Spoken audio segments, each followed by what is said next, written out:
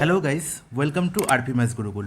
RP maths গুরুকুলে তোমরা ratio and প্রপোর্শনের উপর, অনলি রেশিও পার্টের ওপর তোমরা দুটি ক্লাস অলরেডি দেখেছো, ঠিক আছে? সেখানে বেসিক রেশিও আমি বুঝিয়েছি, বেসিক রেশিওর কনসেপ্ট বুঝিয়েছি, এবং তারপর রেশিও থেকে যত রকমের কনসেপ্টের প্রশ্ন হতে পারে তার প্রায় 80% আমি তোমাদের বলে দিয়েছি। তো আজকে আমরা বাকি 20% কভার করে রেশিও পোর্শনটাকে পুরোপুরি ক্লোজ করব, তারপরে আমরা প্রপোর্শনে ঢুকবো, ঠিক আছে? তো দেখো আজকের ক্লাসে আমরা কোন কোন প্রশ্নগুলো দেখবো। চলে আসি প্রথম প্রশ্নে ডাইরেক্ট। দেখো প্রথম প্রশ্নে কি বলা হয়েছে, if three numbers are in the ratio 5:6:8 and the sum of the square is 1250, then the product of those number is. তাহলে তিনটে সংখ্যার রেশিও বলা হয়েছে। কী বলা হয়েছে? 5:6:8। ওকে, আমায় কী বলা হয়েছে? সাম অফ দ্য স্কোয়ার, তাহলে তাদের স্কোয়ারের সাম আমাকে নির্ণয় করতে হবে। তাহলে এই প্রত্যেকটা টার্মে স্কোয়ার করো। 5 স্কোয়ার করলে কত হয়? 25। 6 স্কোয়ার করলে কত হয়? 36। 8 স্কোয়ার করলে কত হয়? 64। তাহলে 36, 64, 100 প্লাস 25, দ্যাট ইজ 125। ঠিক আছে, আমরা এরমভাবেও করতে পারতাম, না হলে আমরা এরমভাবে ভাবতে পারতাম। দেখো যার মাথায় বুদ্ধি আছে, যে অলরেডি আমার কাছে জিওমেট্রি শিখেছে, সে বলবে দাদা আপনি তো এরকমভাবে করার দরকারই নেই, 5 স্কোয়ার আপনি লিখুন, 25 তো জানি, আর এই 6 স্কোয়ার আর 8 স্কোয়ার এদের যোগফল তো কী হয়? 10 স্কোয়ারের সঙ্গে সমান হয় না? হ্যাঁ কি না? বলবে হ্যাঁ একদম ঠিক। তাহলে 5 স্কোয়ার প্লাস 10 স্কোয়ার যোগ করলে কত হচ্ছে? না আলটিমেট 125। বোঝা গেল? এবার দেখো আমায় কী বলা হয়েছে, না এই 125-এর ভ্যালু কত বলা হয়েছে গো? না 1250। হ্যাঁ কি না? কত গুণ? 10 গুণ। তাহলে প্রত্যেকটা সংখ্যার স্কোয়ার আমাকে যদি 125-এর ভ্যালু যদি 1250 আমার নির্ণয় করতে হবে কি, then the product of those number is, এই তিনটে সংখ্যার গুণফল নির্ণয় করতে হবে।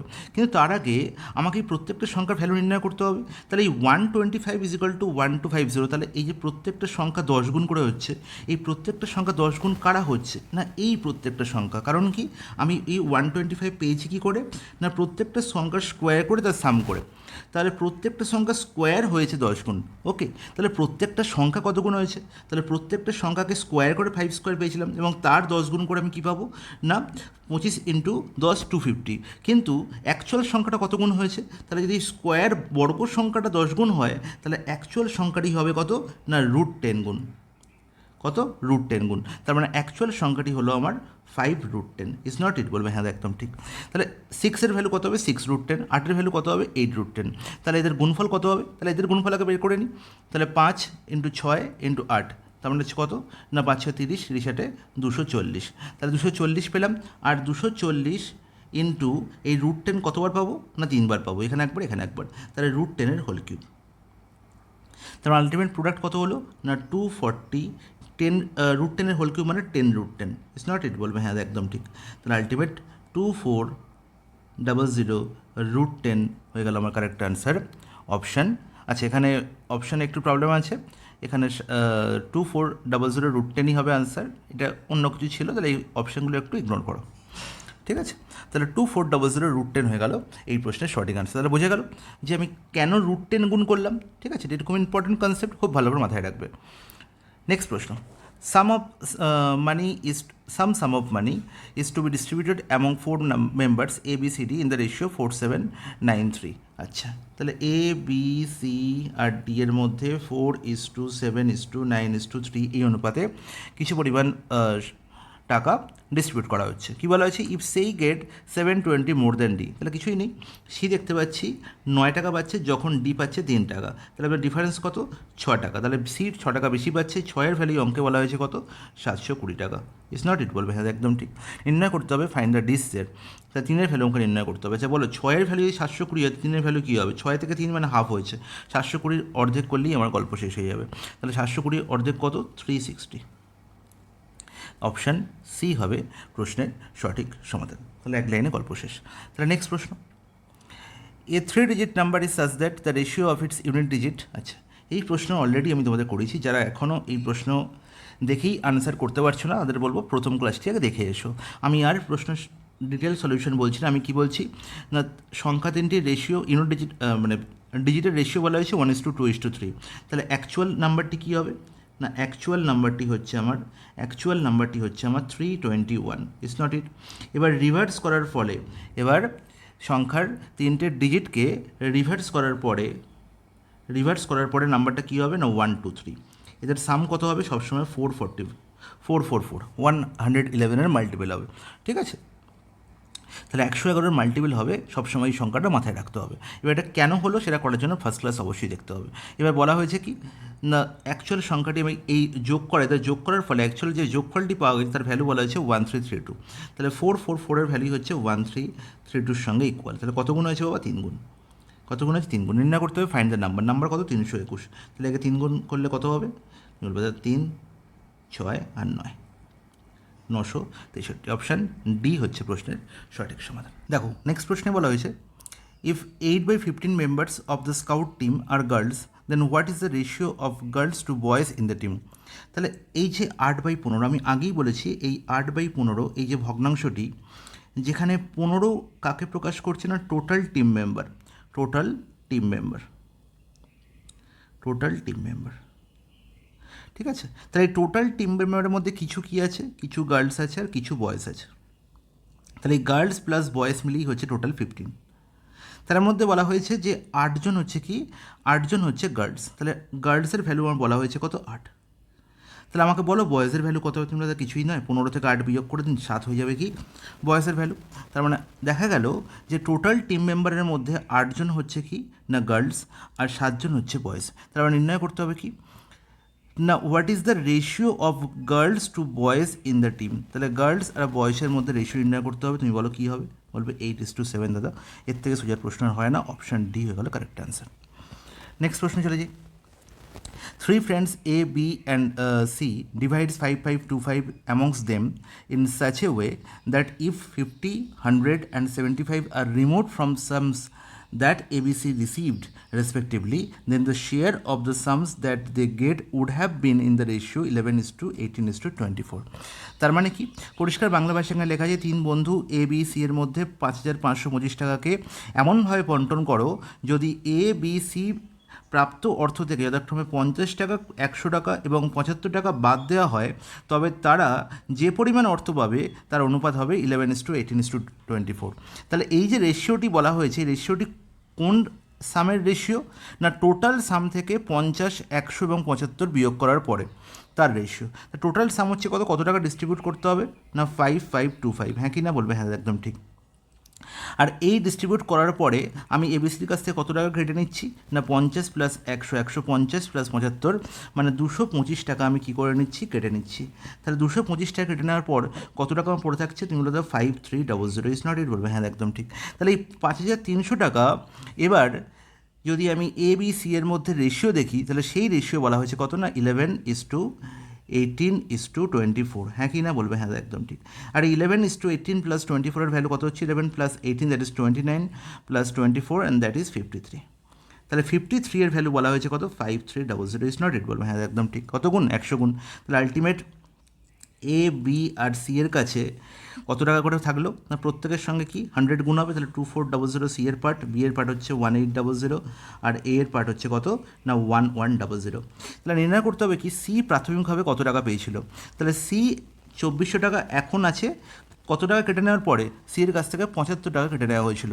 তাহলে সি প্রাথমিকভাবে কত পেয়েছিল না 2400 প্লাস 75 তার মানে 2475 টাকা হচ্ছে সি প্রথমে পেয়েছিল।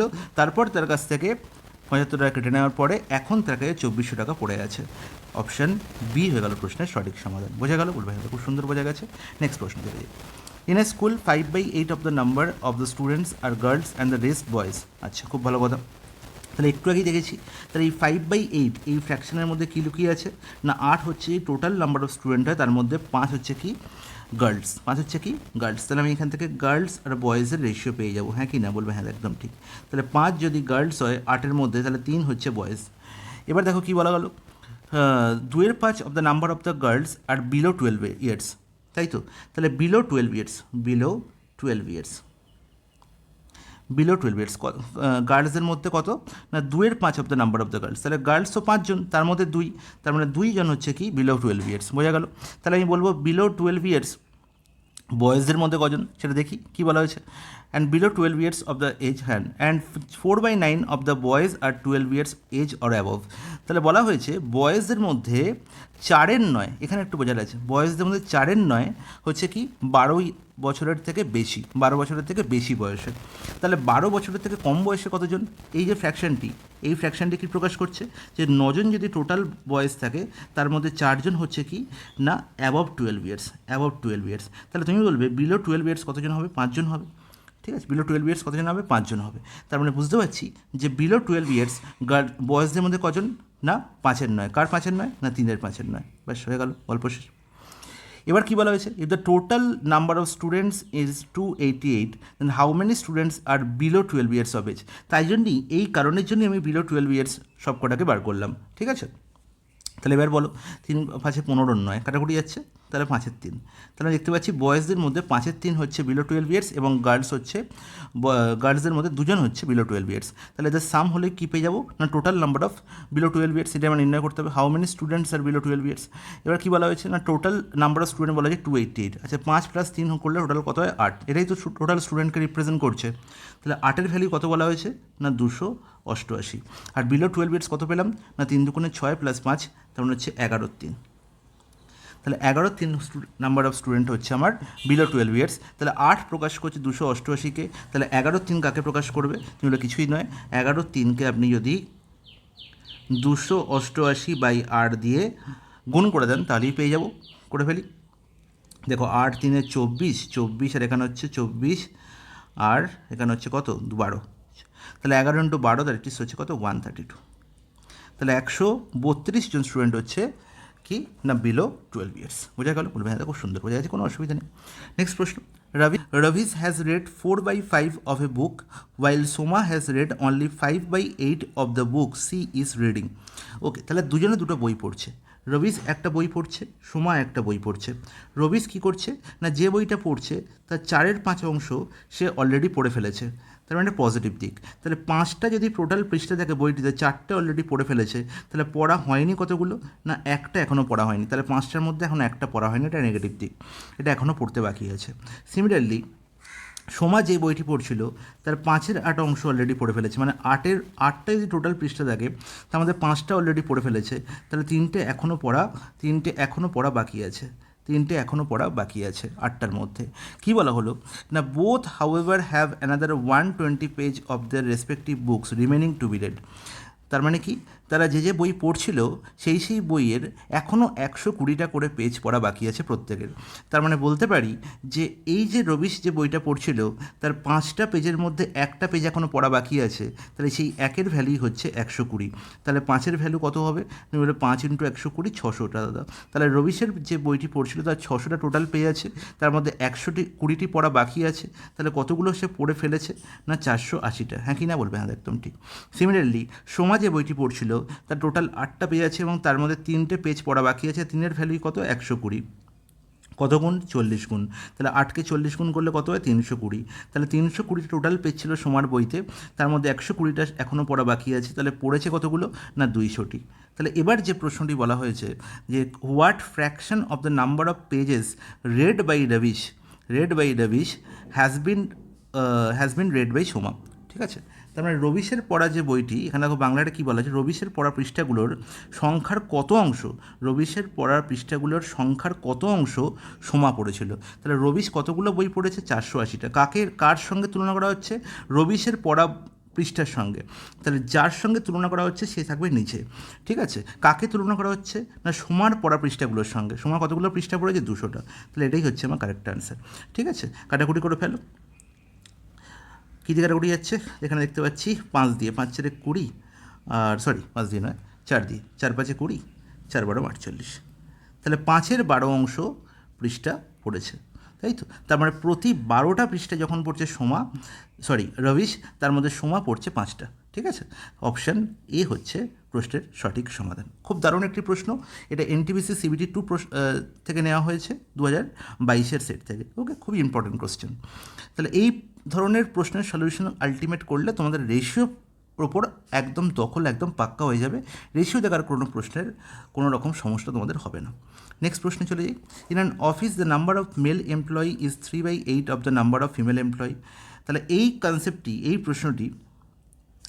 প্রশ্নটি আর এই প্রশ্নটি মধ্যে কোনো পার্থক্য নেই, সেম কনসেপ্ট। ঠিক আছে, এই সেম কনসেপ্ট দিয়ে তোমরা এই প্রশ্নটি সলভ করবে এবং আমাকে কমেন্টে জানাবে যে কত অ্যান্সার হলো। ঠিক আছে, এটা তোমাদের হোমওয়ার্ক রইল, এটা তোমাদের আমি হোমওয়ার্ক দিলাম। নেক্সট প্রশ্ন চলে যাই। The numerator of a fraction is two less than the denominator. খুব ভালো কথা।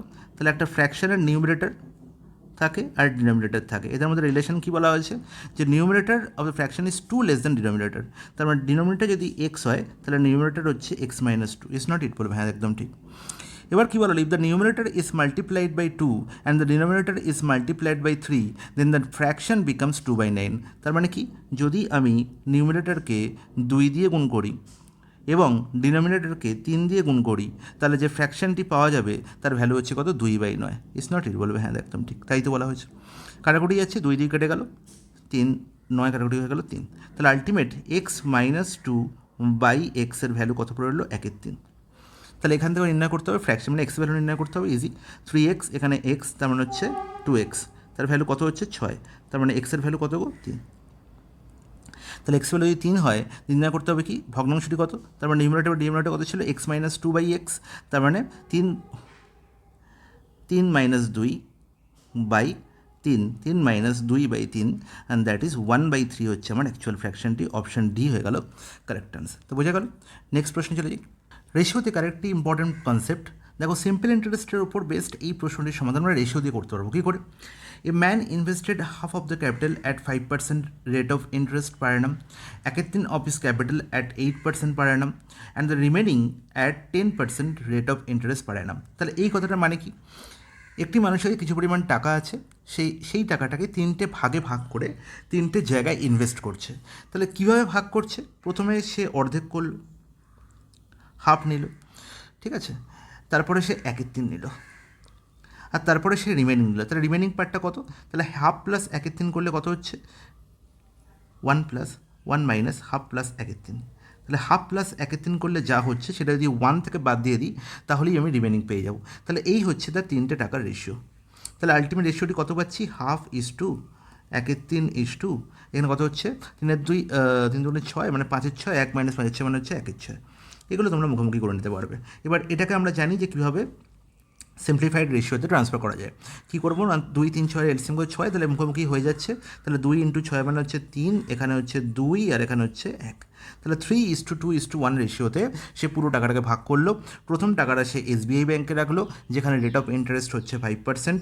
তার পছন্দ হলো না, সে তারপরে আইসিআইসিআই ব্যাংকে গেল, যেখানে তার রেট অফ ইন্টারেস্ট হচ্ছে 8%।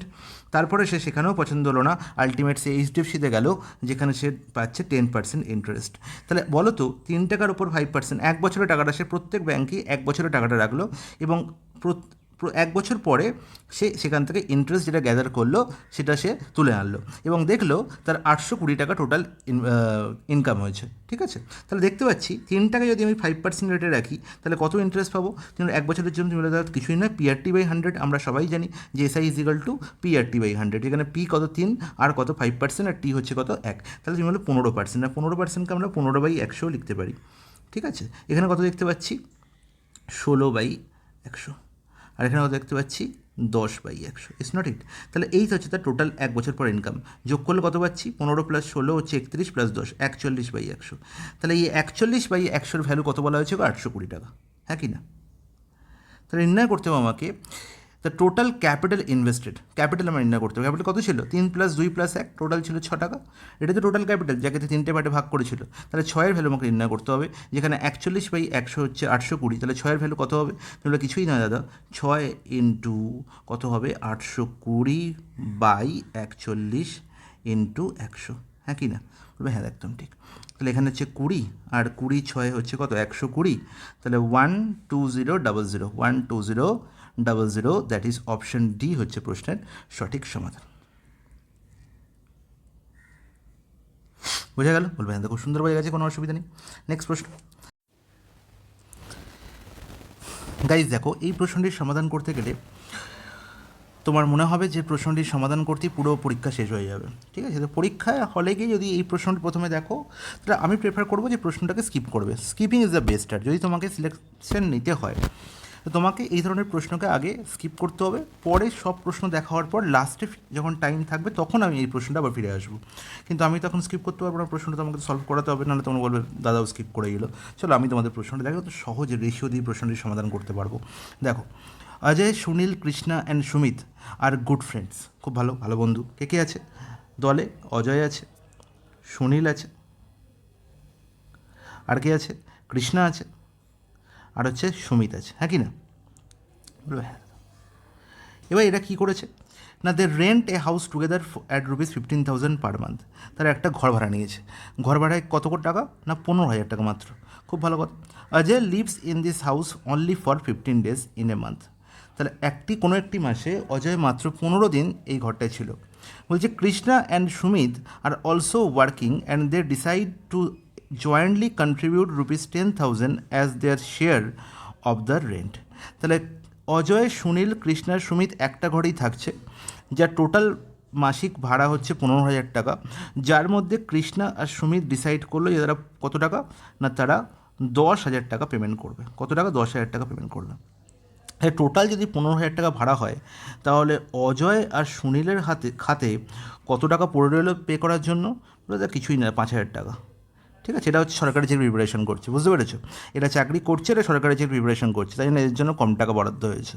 এবার কি, অজয় একটু ফাঁকিবাজ, সে কী করছে না, সে 15 দিন থাকছে। সে পুরো মাসে থাকছে না, 15 দিন মাত্র থাকছে। সেই বলছে যে আমি 15 দিন থাকছি, তাহলে আমি বেশি টাকা কেন দেবো, আমি কম টাকা দেবো। সেই জন্য তারা ডিসাইড করলো যে Sunil lives in the house for the whole month if Ajay and Sunil decide to contribute to the rent based on the number of days they live in the house. তারা ডিসাইড করলো আমরা যতদিন থেকেছি সেই রেশিওতে আমরা এই 5,000 টাকাকে ভাগ করে নেবো। ঠিক আছে, তাহলে অজয় দেখতে পাচ্ছি 15 দিন থেকেছে। যেহেতু এখানে কোন মাস কিছু বলা হয়নি, তো আমি ধরে নেবো যে মাসটি 30 দিনের। তাহলে সুনীল পুরো মাস থেকেছে, মানে 30 দিন থেকেছে। তাহলে কোন রেশিও তারা টাকাটাকে ডিস্ট্রিবিউট করবে 5,000 টাকাটাকে? না 1:2 রেশিও, হ্যাঁ কি না? হ্যাঁ দাদা। তাহলে 1 পার্টের মধ্যে কত পাবো না, 1 পার্টের মধ্যে আমি কত পাচ্ছি না, এই 5,000 টাকা তাকে যদি আমি 1:2 রেশিওতে ভাগ করি, তাহলে কত টাকা করে পড়ছে প্রত্যেকের খাতে না 5,000/3 পড়ছে আমার অজয়ের খাতে, আর 10,000/3 পড়ছে আমার কার খাতে না সুনীলের খাতে। আর যেহেতু এরা দুজনেই মিলে 10,000 টাকা কন্ট্রিবিউট করছে, এবং এখানে বলা আছে দুজনেই ওয়ার্কিং, তো আমি তর্কের খাতির ধরে নেবো যে এরা প্রত্যেকে সমান পরিমাণ পেমেন্ট করছে। ঠিক আছে, যদিও এটা এখানে বলা নেই। ঠিক আছে, তাহলে এই হচ্ছে তাদের পেমেন্ট হিস্ট্রি। ঠিক আছে, টোটাল 15,000 টাকার মধ্যে কে কত টাকা পেমেন্ট করছে।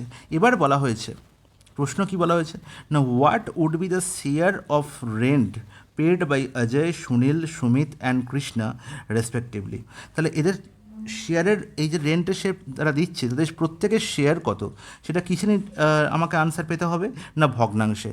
মানে পুরো টোটাল 15,000 টাকার মধ্যে কে কত দিচ্ছে সেটাকে যদি আমি ভগ্নাংশের বিচার করি, শেয়ারে বিচার করি, সেই শেয়ারগুলো আমরা নির্ণয় করতে পারি। তার মানে কি, দেখতে পাচ্ছি 5,000/3 হচ্ছে অনিলের শেয়ার, সুনীলের শেয়ার হচ্ছে অজয়ের শেয়ার, সুনীলের শেয়ার কত 10,000/3, কৃষ্ণার শেয়ার হচ্ছে 5,000 এবং সুমিতের শেয়ার হচ্ছে 5,000।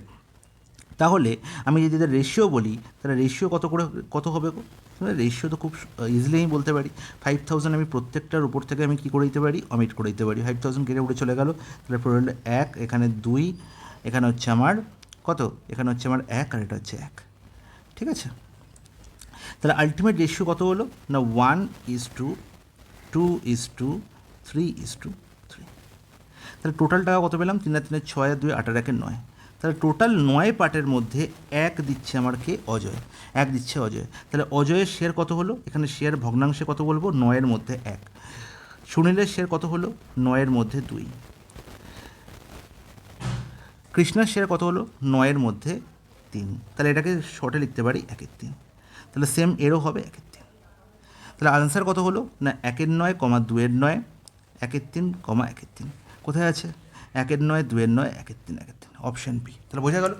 তাহলে প্রশ্নটি ছিল একটু ক্রিপ্টিক, ঠিক আছে, একটু ঘোরালো টাইপের, বাট রেশিও দিয়ে এই প্রশ্নটির সমাধান কীভাবে করা সম্ভব আশা করি তোমাদের বুঝতে অসুবিধা হয়নি। চলে যাই পরের প্রশ্ন। দেখো প্রশ্নে কী বলা হয়েছে, জন বট 3 items ফ্রম এ স্টোর। ওকে, তাহলে একটি স্টোর থেকে জন 3টি আইটেম কিনছে। 3টি আইটেম কী কী না, ABC। The price of item এর আইটেমের দাম কী বলা হয়েছে 2/3 of the price of the item B. তাহলে এখান থেকে আমি জেনে গেছি যে কী করে এখান থেকে রেশিওতে প্রকাশ করতে হয়, তাই তো। তাহলে 2/3 of price of item B, এর মানে বি প্রকাশ করছে 3 আর এ প্রকাশ করছে 2, তাই তো। তাহলে এ আর বি এর দামের রেশিও কত? 2:3। এবার কি দেখা গেল, while the price of the item C is 3/4 of the price of the item B।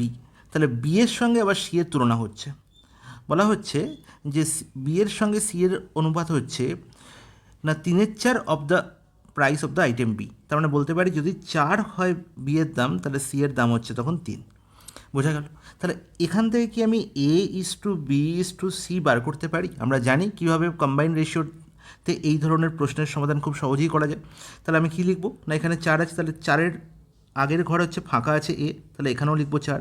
Similarly এখানে সি এর ঘর ফাঁকা আছে, তার পার্শ্ববর্তী ঘরে 3 বসে আছে, তাহলে এখানেও বসিয়ে দেবো 3, ব্যাস গুণ করে দেবো, তাই তো। তাহলে গুণ করলে কত হচ্ছে? এখানে 4 দুগুণে 8, 3 4 12, 3 3 9। তাহলে এই হচ্ছে এ বি আর সি এর দামের রেশিও। Is not it? বলবে হ্যাঁ একদম ঠিক।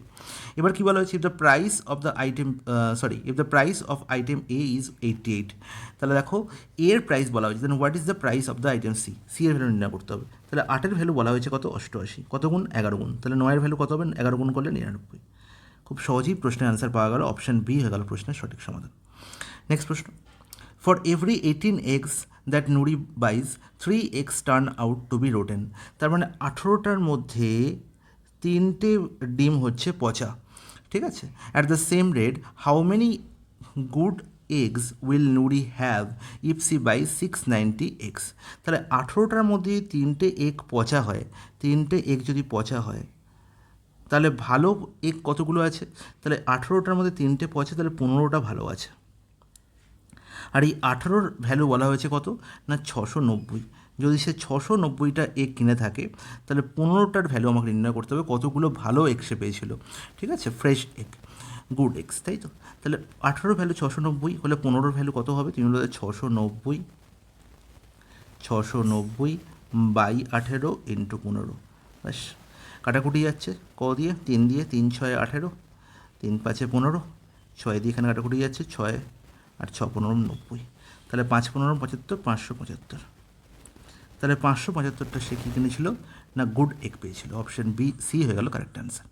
নেক্সট প্রশ্ন, দ্য কম্পাউন্ড রেশিও অফ 1:2, 3:10, 10:21। তাহলে আমরা জানি 1:2, 3:10 আর 10:21 এর কম্পাউন্ড রেশিও করতে হবে। আমরা কী জানি? এর পরপর নিচে নিচে লিখবো, লিখে আমি কী করব, এর অ্যান্টিসিডেন্ট আর এর কনসিকোয়েন্ট, এদের প্রত্যেকটা অ্যান্টিসিডেন্ট এবং প্রত্যেকটা কনসিকোয়েন্টকে কী করবো, প্রোডাক্ট করে তার নিচে লিখে দেবো।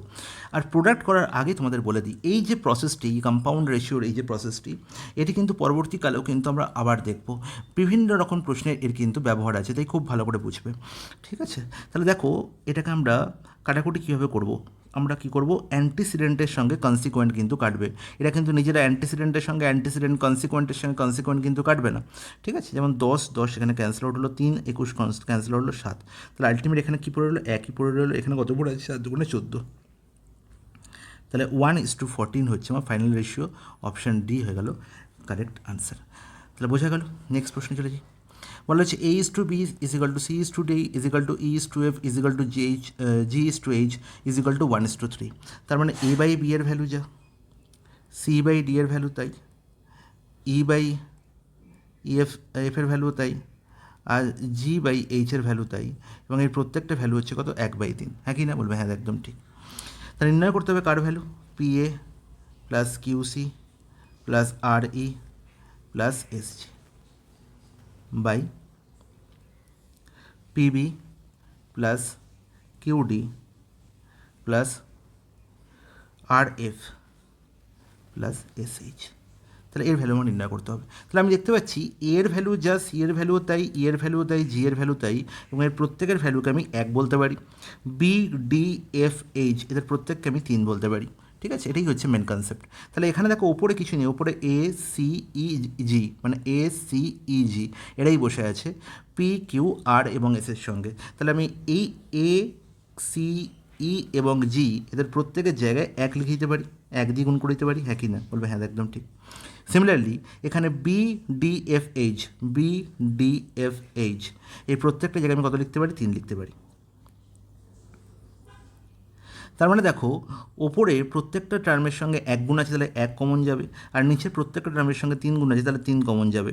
পড়ে থাকে কত উপরে পড়ে থাকছে আমার P প্লাস কিউ প্লাস আর প্লাস এস, নিচে পড়ে থাকছে কত? P প্লাস কিউ প্লাস আর প্লাস এস। তাহলে আলটিমেট লব এবং হরে সেম টার্ম পড়ে আছে, তার মানে 1/3 হয়ে গেল আমাদের ফাইনাল রেশিও 1/3 1:3। অপশন সি হয়ে গেল কারেক্ট আনসার। তো বোঝা গেল এই ধরনের প্রশ্নের সমাধান কত সহজে আমরা করতে পারি। এখন বলবে হ্যাঁ দাদা খুব সুন্দর বুঝতে পারলাম, এর থেকে সহজভাবে বোঝানো সম্ভবই নয়।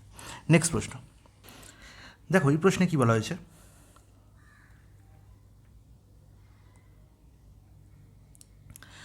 দেখো এই প্রশ্নে কী বলা হয়েছে, if A is to B plus C is equal to 1:3 and C is to A plus B is equal to 5:7, find the value of B is to C plus A।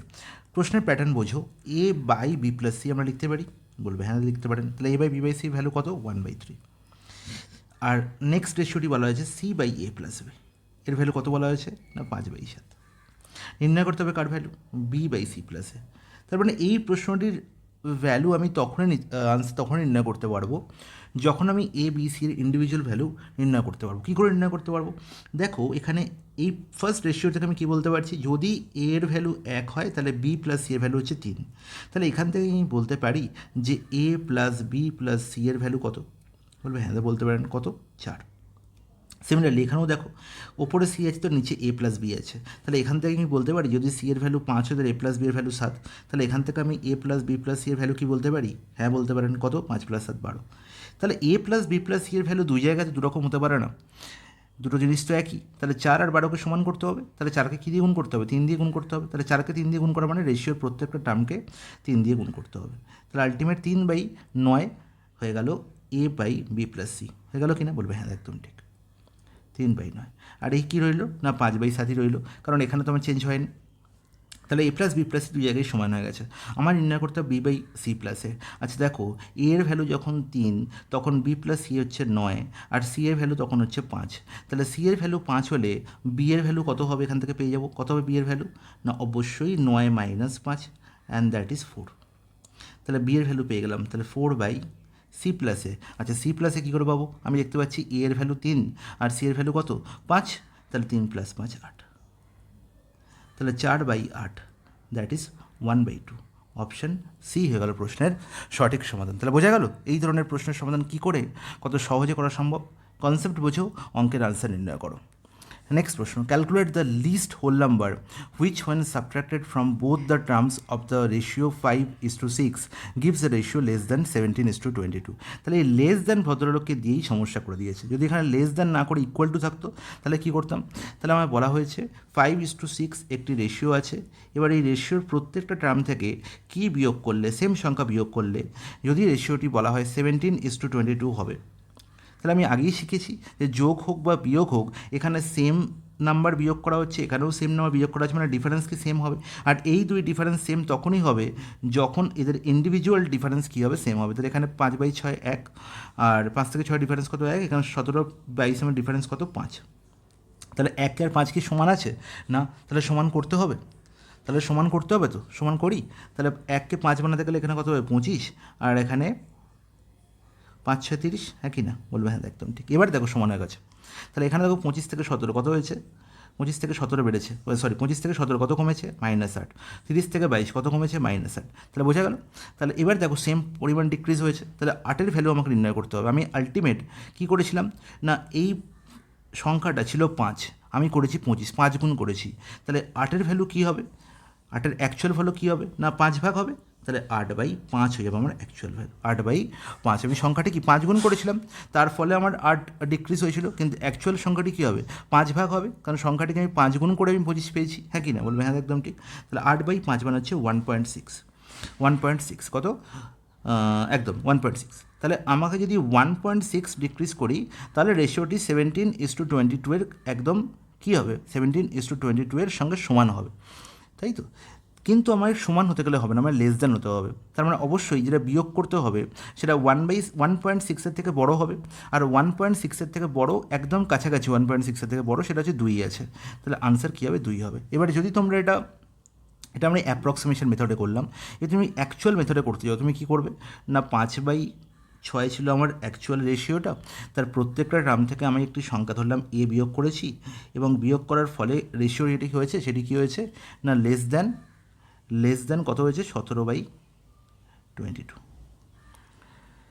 তাই তো, gives the ratio less than 17.22, এটা হয়েছে। তাহলে এবার দেখো এখান থেকে কী পাবো, কোনাগুনি গুণ করে দাও। এখানে হচ্ছে 22×5=110 -22 লেস দ্যান 17/6 কত না 102, আর এখানে হচ্ছে -17, হ্যাঁ কি না? তাহলে দেখো 22 -17 মানে এদিকে কত পাচ্ছি না 5, আর এদিকে কত পাচ্ছি না 110 -102 8। তার মানে কী পাচ্ছি না 8 লেস দ্যান 5, তার মানে কী বলবো 5 greater than 8, sorry 5 greater than is equal to 5 greater than 8, তাই তো। তাহলে এখান থেকে আমি বলতে পারি যে এ এর ভ্যালু কী হবে, গ্রেটার দ্যান 8/5 হবে, আর গ্রেটার দ্যান 8/5 মানে হচ্ছে গ্রেটার দ্যান 1.6, তাহলে greater than 1.6 and that is nothing but option 2, ঠিক আছে। তাহলে 1.6 থেকে বেশি, মানে এই বেশি মানে তো খুব নয়, সেটা 2 এর বড় হয়ে যাবে, ঠিক আছে। আমাকে অ্যাপ্রক্সিমেট মেথডে আনসার নিতে হবে, আনসার কী হবে 2, বোঝা গেল? বলবে খুব সুন্দর বোঝা গেছে, কোনো অসুবিধা নেই। নেক্সট প্রশ্ন, লাস্ট প্রশ্ন আজকের এই ক্লাসের। দেখো এই প্রশ্নের সমাধান আমরা কত সহজে করতে পারি। কী বলা হয়েছে, a+b=b+c=c+a = 6:7:8। তাহলে এখান থেকে আমরা খুব সহজেই বলতে পারি যে যদি a+b এর ভ্যালু 6 হয়, তাহলে b+c এর ভ্যালু হবে কত না 7, c+a এর ভ্যালু কত হবে 8, হ্যাঁ কি না? বলবে হ্যাঁ একদম ঠিক। এবার এই প্রত্যেকটা টার্মকে যোগ করে দিই, তাহলে কী পাবো, দুটো এ পাবো, দুটো বি পাবো, দুটো সি পাবো, তাহলে 2 × a+b+c পেয়ে যাবো। 2 × a+b+c কত পাবো, 8 হচ্ছে 14, সাথে হচ্ছে 21, হ্যাঁ কি না? বলবে হ্যাঁ একদম ঠিক। এবার দেখো আমার নির্ণয় করতে হবে কার ভ্যালু, আমার নির্ণয় করতে হবে সি এর ভ্যালু। আর বলা আছে a+b+c এর ভ্যালু বলা হয়েছে কত 14, a+b+c এর ভ্যালু কত বলা হয়েছে 14, তার মানে a+b+c ভ্যালু আমরা রেশিও থেকে পাচ্ছি কত 21/2, এবং যার ভ্যালু অ্যাকচুয়ালি 14 বলা হয়েছে, বলা হয়েছে। তাহলে আমাকে সি এর ভ্যালু নির্ণয় করতে হবে। আচ্ছা বলো তো a+b+c থেকে কী বিয়োগ করলে সি পাই? তাহলে কিছুই না দাদা, a+b+c থেকে আপনি যদি a+b বিয়োগ করে দেন, তাহলেই আপনি সি পেয়ে যাবেন। তাহলে 21/2 থেকে যদি 6 বিয়োগ করি, 21/2 থেকে যদি 6 বিয়োগ করি, তাহলে কী হবে 21/2 - 12/2, 6কে আমরা লিখতে পারি কি 12/2, এভাবে বিয়োগ করতে হবে। ভালো করে দেখো, 6 লিখবো না, আমি লিখবো 12/2, নিচে প্রত্যেকটা 2, তাহলে 21 - 12 মানে 9/2, তাহলে 9/2 এর ভ্যালু আমাকে নির্ণয় করতে হবে। তাহলে 21-এর ভ্যালু যদি 14 হয়, 21/2 এর ভ্যালু যদি 14 হয়, তাহলে 9/2 এর ভ্যালু আমাকে নির্ণয় করতে হবে, ঠিক আছে। এটাই হচ্ছে আমার কি সি এর ভ্যালু। তাহলে এবার দেখো 2 এখানেও আছে, 2 এখানে, 2 নিয়ে বদার হওয়ার কিছু নেই। আমাকে 21-এর ভ্যালু 14, 9-এর ভ্যালু কত, আমি কি বলবো 14/21 × 9, গল্প শেষ। 3 3 9, 3 7 21, 7 2 14, তাহলে 3 2 6, তাহলে সি এর ভ্যালু কত পেয়ে গেলাম গো 6, অপশান এ হয়ে গেল কারেক্ট আনসার। তাহলে বোঝা গেল এই ধরনের প্রশ্ন আনসার কী করে খুব সহজে করা যায়, ঠিক আছে। তো এই ছিল আমার টোটাল রেশিওর ওপর যাবতীয় যা প্রশ্ন হয় সব প্রশ্ন সলভ তোমাদের করে দিলাম। এর নেক্সট ক্লাসে আমরা কী শুরু করবো, প্রপোর্শন। অবশ্যই তোমরা এই ক্লাসটি দেখবে সম্পূর্ণ একদম প্রথম থেকে শেষ অবধি, এবং তারপরে শেয়ার করতে অবশ্যই ভুলবে না। আর কি করবে, চ্যানেলটিকে সাবস্ক্রাইব করে পাশে থাকবে। চলো আজকের মতো ক্লাস এখানে শেষ করলাম, টাটা, গুড বাই।